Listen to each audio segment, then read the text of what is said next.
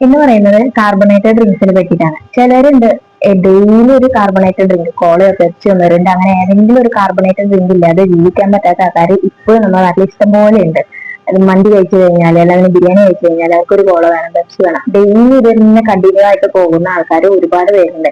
ഇത് കണ്ടിന്യൂസ് ആയിട്ട് ശരീരത്തിൽ ചെന്നിട്ട് അതിൻ്റെതായ കോംപ്ലിക്കേഷൻസ് ഉണ്ടായി മെറ്റബോളിസം അഫക്ട് ചെയ്ത് ലിവറിനെ ബാധിച്ച് അങ്ങനെ ഹോസ്പിറ്റലൈസ്ഡ് ആയിട്ട് ക്രിട്ടിക്കൽ കണ്ടീഷനിലേക്ക് പോയിട്ടുള്ള ആൾക്കാരും ഒരുപാടുണ്ട്.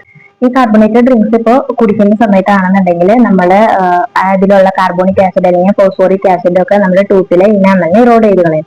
പിന്നെ അതിലുള്ള ആഡഡ് ഷുഗേഴ്സ് വായിലുള്ള ബാക്ടീരിയാസിനെ ഫീഡ് ചെയ്യും. അങ്ങനെ ടൂത്ത് കാവിറ്റീസും ടൂത്ത് ഡീക്ക് ഒക്കെ ഉണ്ടാവാനായിട്ട് ചാൻസ് ഉണ്ട്.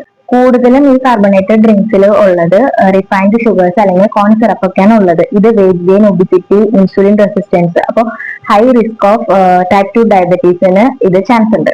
ഇതിൽ കൂടുതലായിട്ട് വരുന്ന ഈ ഫോസ്ഫോറിക് ആസിഡ് നമ്മുടെ ബോഡിയിലുള്ള കാൽഷ്യം അബ്സോർപ്ഷനെ ഇന്റർഫിയർ ചെയ്യും. അങ്ങനെ ഇന്റർഫിയർ ചെയ്യുമ്പോൾ നമ്മുടെ ബോഡിയിൽ ഉള്ള ബോൺസിന് ഡിസോർഡേഴ്സ്, പിന്നെ ഓസ്റ്റിയോപോറോസിസ്, കൂടുതൽ ഇത് ഫീമെയിൽസിനാണ് ഉണ്ടാവുന്നത്. അങ്ങനെയുള്ള ബോൺ ഡിസോർഡേഴ്സ് ഉണ്ടാവും. ഇതിൽ എക്സസ് എമൗണ്ടിൽ വരുന്ന കലോറീസ് ആണെങ്കിലും ഷുഗേഴ്സ് ആണെന്നുണ്ടെങ്കിലും heart disease, high blood pressure, fatty liver ഉണ്ടാക്കാനായിട്ട് നല്ല ചാൻസ് ഉണ്ട്.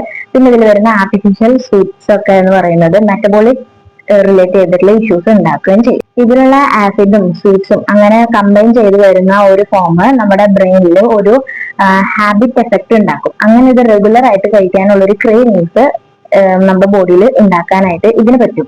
അങ്ങനെയാണ് കൂടുതലും ഡെയിലി ഇത് കഴിക്കാനായിട്ടുള്ള ഒരു അഡിക്റ്റീവ് നേച്ചർ ഇതിന് വരുന്നത്. കാർബണേഷൻ മെയിൻ ആയിട്ട് വയറ്റിലെ ഗ്യാസ് പ്രൊഡ്യൂസ് ചെയ്യും. അങ്ങനെ അസിഡിറ്റി, ബ്ലോട്ടിങ്, ഗ്യാസ്ട്രൈറ്റിസ് ഇഷ്യൂസ് ഉണ്ടാവും. ഓൾറെഡി ജേർഡ് IBS, ഗ്യാസ്ട്രൈറ്റിസിന്റെ ഇഷ്യൂസ് ഉള്ള ആൾക്കാരാണ് വീണ്ടും ഇത് കുടിക്കുന്നുണ്ടെങ്കിൽ ആ കണ്ടീഷൻസിന് ഇതൊക്കെ വേഴ്സൺ ചെയ്യും. പിന്നെ എന്ന് പറയുന്നത് ഈ കാർബണേറ്റഡ് ഡ്രിങ്ക്സിൽ വൈറ്റമിൻസ്, മിനറൽസ്, പ്രോട്ടീൻസ്, ഫൈബേഴ്സ് ഒന്നും തന്നെ ഇല്ല. അത് കാരണം ഒരു എംപ്റ്റി കലോറി ആയിട്ടുള്ള ഒരു പ്രൊഡക്റ്റ് ആണ് കാർബണേറ്റഡ് ഡ്രിങ്ക്സ് എന്ന് പറയുന്നത്. ഈ കാർബണേറ്റഡ് ഡ്രിങ്ക്സിന് പകരം പാലോ അല്ലെങ്കിൽ ഫ്രൂട്ട് ജ്യൂസ് എന്തെങ്കിലും കഴിക്കുന്നതായിരിക്കും നമുക്ക് എപ്പോഴും നല്ലതായിട്ട് വരിക.